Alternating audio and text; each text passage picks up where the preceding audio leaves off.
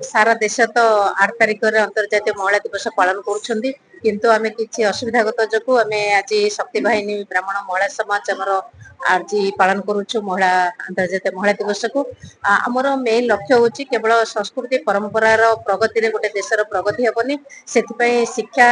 एवं राजनीति तथा अर्थनीति सबुथे महिला मान को स्वावलंबी हेबा पड़बो एवं दक्ष हेबा पड़बो तेबे जेकि गोटे समाज एवं देश आगेबो तेनु करी ए जो महिला दिवस आमे पालन करछु ए जो वर्ष जाकर जहाँ भी से कार्यक्रम करचंदी जहाँ भी से कृतित्व हासिल करचंदी सेमान को रिकॉग्नाइज करबा होची हमर लक्ष्य तथा समाज रे महिला मान भितर सचेतनता सृष्टि करबा मध्ये आमे लक्ष्य जे आमे काहाटरू कम हो एवं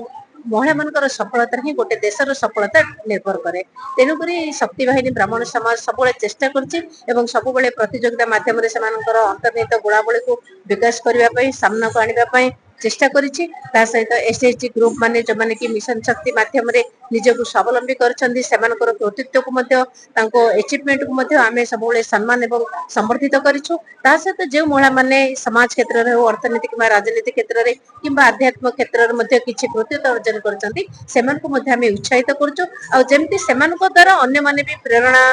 सेमानक अधिक पाई परिबे एवं सेमानक प्रेरणा पय निजको गोटे शक्ति माने महान शक्तिर